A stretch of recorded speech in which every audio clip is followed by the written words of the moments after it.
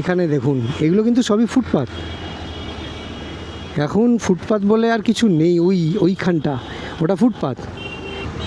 এবার আপনারাই বলুন যে আমাদের কলকাতাকে কি আপনারা এইভাবেই দেখতে চান? বরাবর এরকমই থাকবে, এই রকমই অপরিষ্কার? সেই গরিব বেন্টিং স্ট্রিটকে ওই পিছনে রেখে আমি এখন রয়েছি রবীন্দ্র সরণিতে। রাস্তার মধ্যে আপনারা নিশ্চয়ই ট্রাম লাইন দেখতে পাচ্ছেন, কিন্তু দুঃখের বিষয় যে এখন এখানে আর ট্রাম চলে না। তবে ট্রাম দেখাতে আমি আজকে আসিনি, আমি এসেছি আপনাদের কলকাতার এই সব জায়গাগুলো কেমন, এইসব রাস্তায় ফুটপাতের কি অবস্থা আর রাস্তাটাই বা কতটা চওড়া আছে সেগুলো দেখাতে। আচ্ছা, আমি এখন রবীন্দ্র সরণি থেকে ডান দিক নিলাম, ইন্ডিয়া এক্সচেঞ্জ প্লেস রোড। দেখুন এখানে রাস্তার সাইডগুলো কেমন আর ফুটপাতগুলো কেমন। দুটো দিক, ফুটপাতের দুটো দিক আমি একসাথে দেখাতে পারবো না, তবে একটা দিক দেখে আন্দাজ করে নিন, উল্টো দিকটাও কিন্তু ঠিক একই কন্ডিশনে আছে।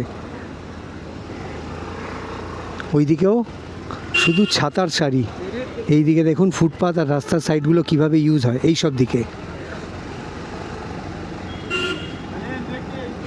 ওই দিকে দেখুন পর পর ছাতা খোলা আছে, যদিও ছাতাগুলো একটু কমই জায়গা দখল করেছে। ছাতার নিচে যে দোকানগুলো সেগুলো খুবই ছোট,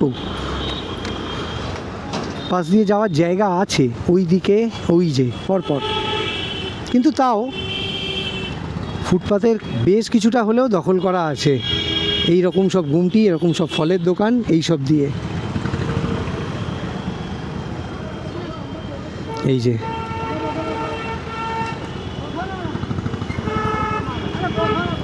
কোথাও যেন পরিষ্কার কিছু খুঁজে পাওয়া খুব দুষ্কর ব্যাপার। যেদিকেই তাকাবেন যাই চোখে পড়বে মনে হবে যেন নোংরা লাগছে। এখানে দেখুন, এগুলো কিন্তু সবই ফুটপাত।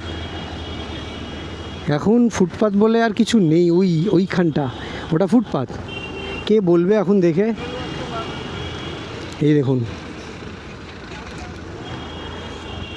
কি সাজানো আছে ফুটপাতের ওপর।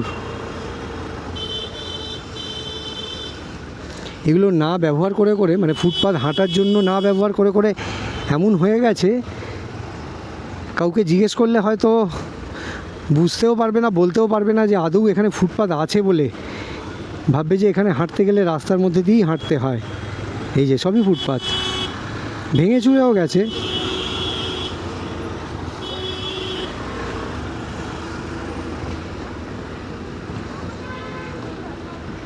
কি অবস্থা, তাই না? এখানে রাস্তার মাঝখানেই এরা দাঁড় করিয়ে রেখেছে।